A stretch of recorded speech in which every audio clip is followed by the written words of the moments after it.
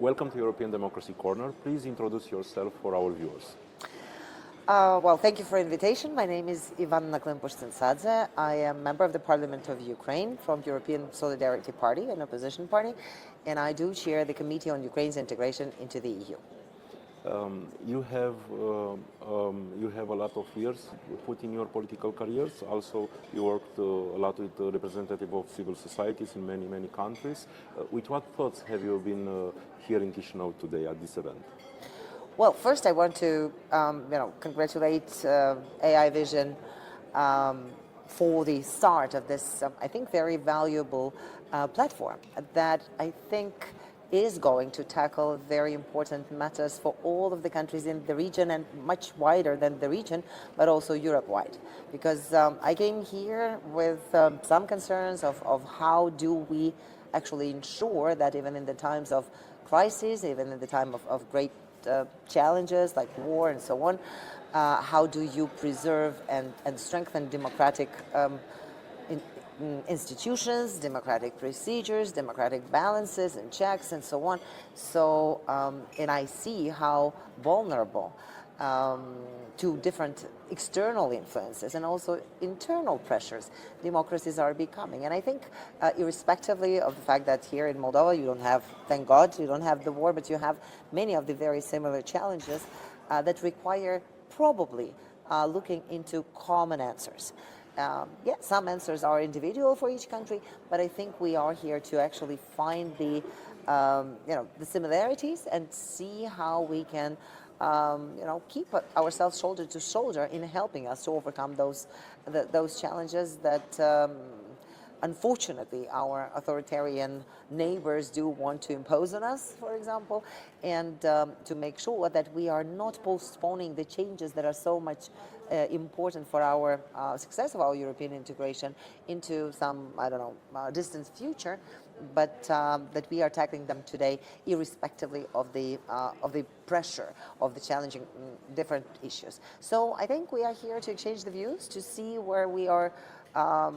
We have something in common in this respect, and we do have a lot, and see how we can tackle those things together, maybe find some solutions that we can work on. What kind of follow-up would you see possible after this summit here in Chișinău today? Well, always just one particular event does not solve the issue, right? So it's about the possibility to actually do something in between the events, to see how if by the ideas that are presented today at the podium, we can get out 2, 3, 5 priorities that we can work on, irrespectively of whether the people are in the parliament, in the government, in the civil society, in the business associations, and maybe then prioritizing a couple of things, see how we can address them, on the regional level, on the national level, on the regional level, and then on the European level.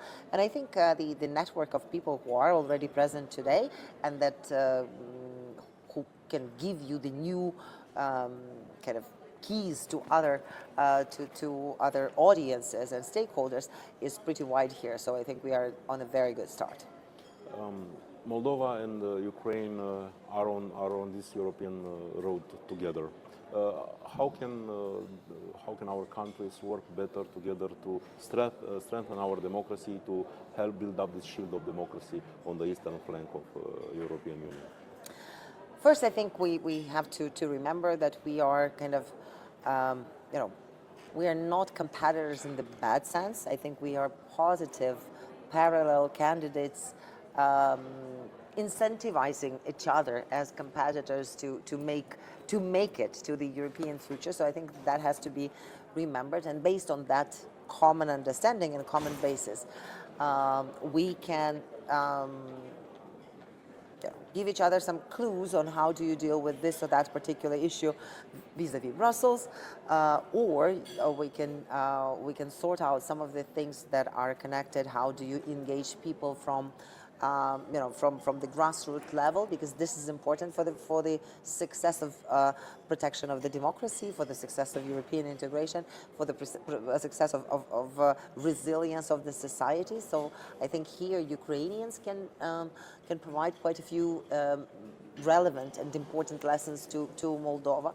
But I also think that we can learn something how to defend your elections when there are foreign influences and when you have to protect your democratic process from Moldova, once we will have the possibility to actually have elections. So I think there are very practical things that can be addressed and discussed.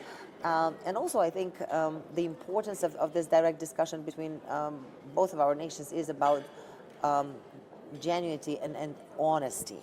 All right, because we can pretend that everything is working very well and we are on a great and very successful path to our common goals.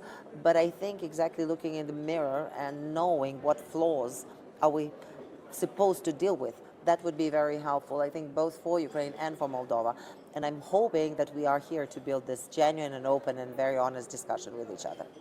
We know about the benefits for the people of Ukraine, for the people of Moldova, when our states will become full members. But what European Union gains from accepting Ukraine and Moldova as member states? What are their advantages? You know, I'm absolutely sure that this is in the mutual interest of the European Union and our countries to actually be together within one union.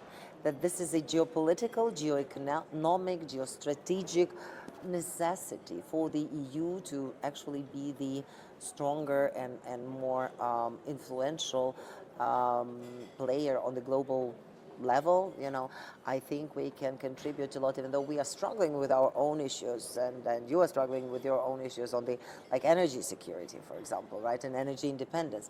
But I think we can think of very practical common regional projects where both Moldova and Ukraine and Romania, for example, could be of a common benefit for stronger EU in this regard.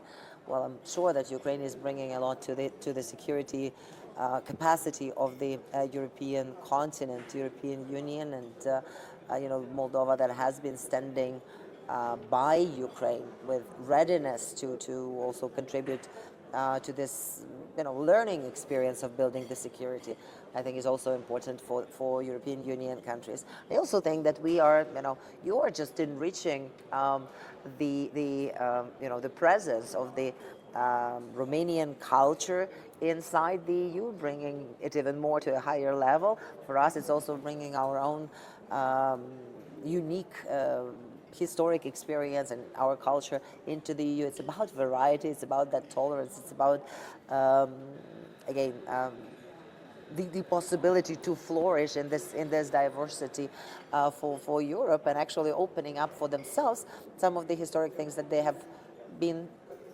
not aware of because of Russian attempts to steal this history and this culture and so on.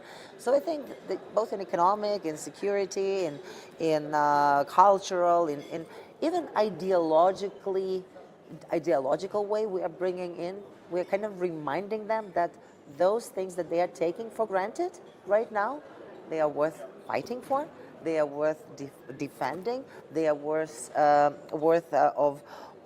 of putting a lot of effort to actually protecting them. And I think that a lot of European nations are capable of learning from both Ukrainians and Moldovans, and actually even some of the Western Balkan countries. How do you work on that? And that is something of forgotten feeling, I think, inside the EU. Thank you very much for your time, and we expect you back in Chișinău as soon as possible. Thank you. Thank you very much.